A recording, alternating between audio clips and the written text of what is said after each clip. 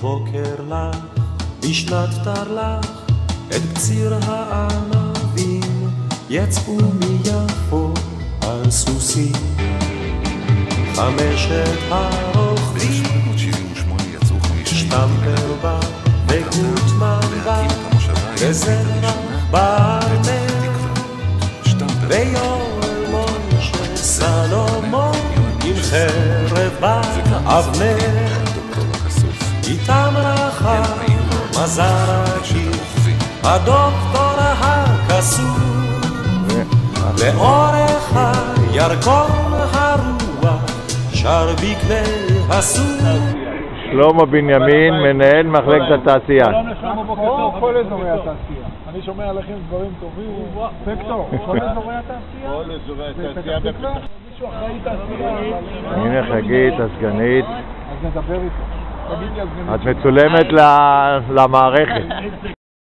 פה פינת ההתנסלויות של המאמנים. אם הם מפסידים, הם משדרים מכאן. יפה מאוד. לא פשוטה, הפסדנו גם היום מגרש, כולם נלחמו, רצו. זה כדורגל, אנחנו נתמודד עם זה. מה הבעיה? אין שום בעיה, אנחנו מתאמנים טוב, עובדים קשה מאוד כל השבוע, באים למשחק. כדורגל צריך קצת מזל, זה לא יזיק לנו, ואני חושב שאם נמשיך בדרך הזו גם המזל יגיע אלינו והכל ישתנה. האצטדיון הזה מכיל 11,600 מקומות ישיבה. זה דגם של אצטדיון שהעתיקו מאיטליה, מטורינו, אחד לאחד. האצטדיון הזה יודע לתת מענה גם למשחקים מאירופה. אתם יודעים, צריך להיות 4 מרכיבים בשביל לארח כאן משחקים ברמה אירופית, שזה קרבה לתחנת רכבת, קרבה לבתי מלון במרחק של 10 קילומטר. מה זה סיפור הגדרות? אני יושב פה VIP. ספקטור, תקשיב רגע את סיפור הגדרות. פה זה השחקנים והמאמנים יושבים, קבוצה אחת. של המשרד לביטחון פנים, היה סיפור עם הגדרות בחיפה. שחקנים, קבוצה שנייה, אין גדרות, הקהל לא עולה על הדשא, הוא מביא חיידקים, השחקנים מחטאים את הנעליים לפני העלייה למשחק, קהל מנומס. הגענו לחדר הלבשה. זה חדר הלבשה טיפוסי ממש של מה שאתם רואים באצטדיונים באירופה. כל החדר הלבשה של הקבוצות המובילות ביותר זה המבנה.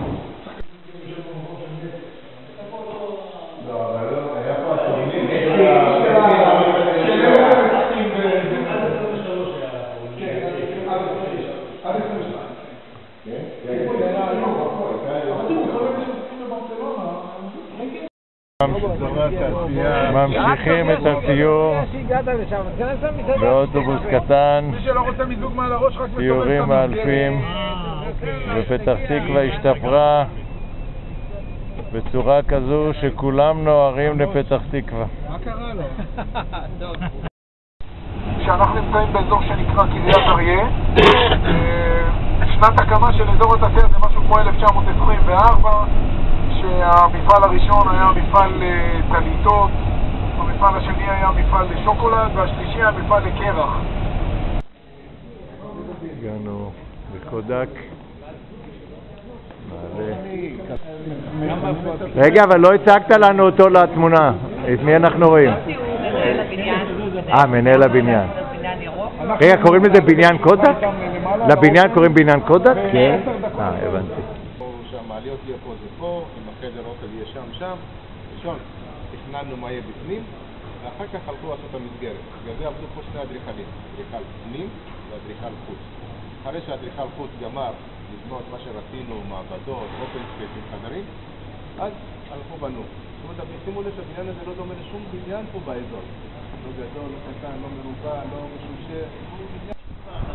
הגענו לפארק אזורים, שהיום זה נקרא פארק עופר, משפחת עופר, לאור העופר, ואנחנו נתרשם אל מהמבנים ונראה בתצפית את כל האזור.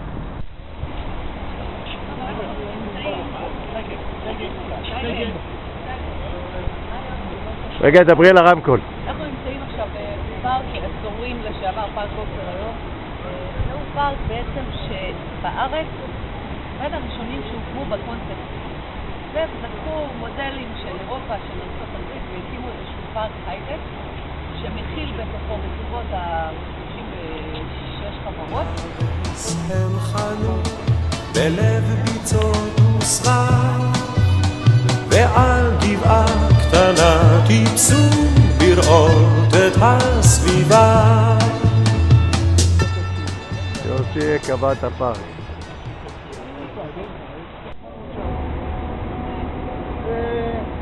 אתם רואים מה שקורה כאן, את החיבור למשל של המגורים עם התעשייה. פעם הכל היה אזור תעשייה, המבנים הגבוהים האלה זה הם המושבות. זה היה מחובר לסגולה פעם, ואז עשו... פה זה נקרא דובק למטה, ומה שראינו. הבניין השחור הזה זה קריית מגדל החדשה, הם הגיעו אלינו, בצד ימין שם זה ביטוח ישיר, וזה אזור התעשייה. זה מגובה 20.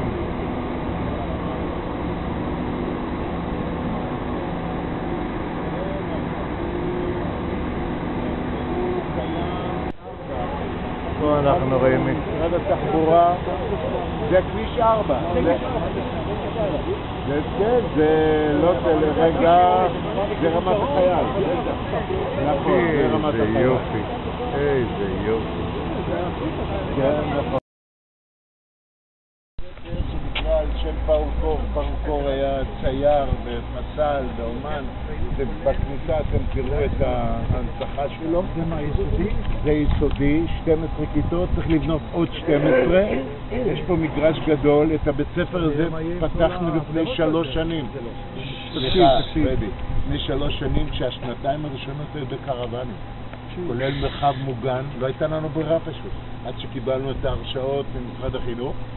את זה השלמנו בקיץ האחרון, פתחנו אותו, חנכנו את הבניין, עכשיו נכשיר את המקום ל-12 כיתות נוספות, ואז יהיה במלוא עונו. יסודי, ממלכתי. זהו. הנה, הכל להם המושבות, קריית החינוך. נבקר עכשיו בבית הספר.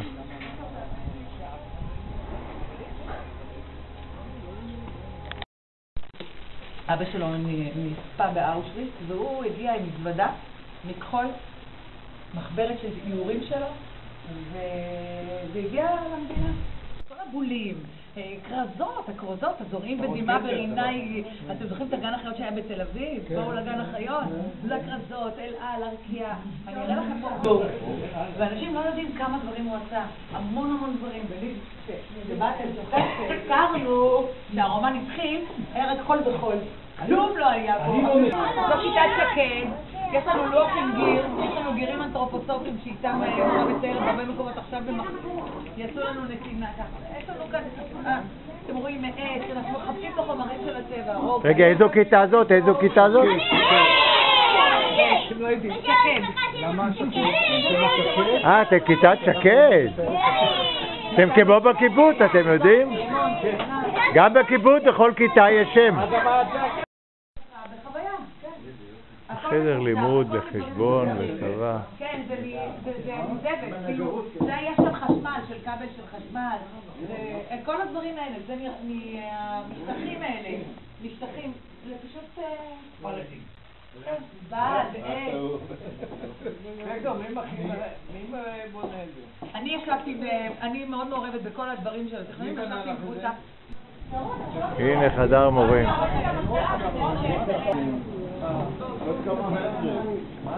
אפילו כיבוד קיבלנו, ממש בית ספר היחידי והמיוחד בארץ. זה כיתות מעורבות, ילדים מיוחדים. קיצור, בית ספר יצירתי. האודיטוריום של 450 מקומות, שאפשר גם לעשות אירועים. יש נתיגות המהיר, אגף אחד לביניים, אגף אחד לתיכון ומעבדות. הנה מתחם התיכון, י' י"א י"ב. איזה יופי. נכון, מקום, כיבוד. עם מי אנחנו נפגשים, ספקטור? כך ניפגש עם מנהלת התיכון.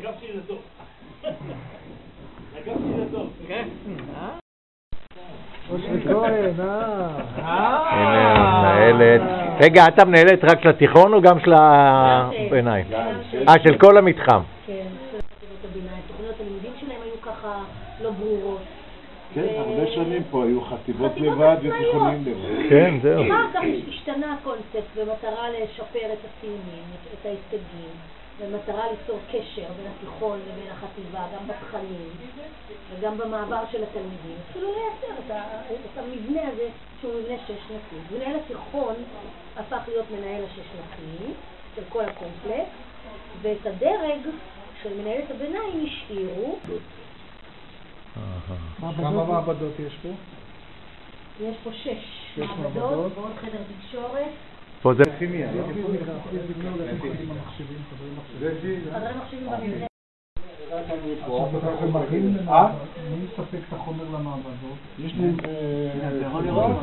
לנו מפקות שאני איתם בקשר, כן?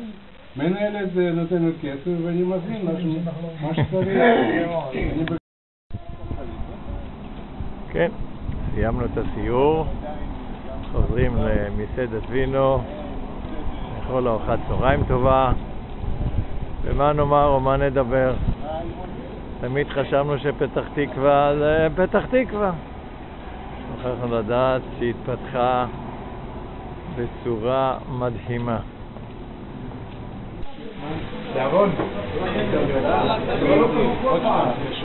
כן, הנה אנחנו מתעשים לאכול.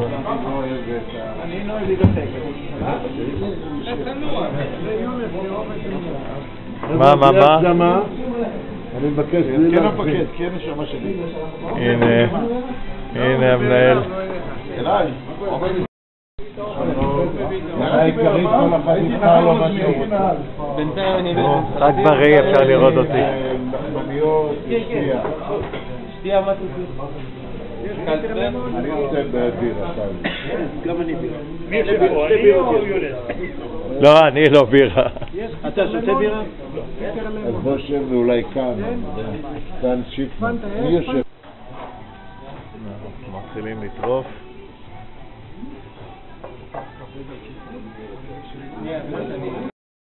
זה הפך ל-33 מטר.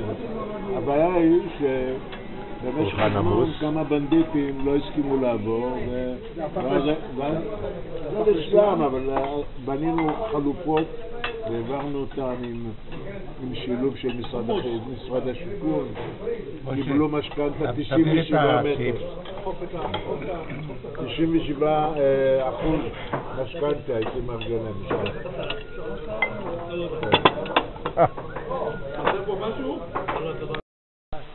מה אתם רוצים להגיד לסיום הערב?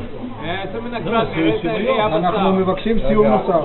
סיום נוסף. טוב, אנחנו נארגן לכם סיום נוסף. עמוס, מתי שתקבע. המלצרית תבוא יותר מאוחר ואתה תראה את זה בסרט. ברגע זה אתה יכול להתחיל. אז מוישה, אני רוצה להודות לך בשם כולנו.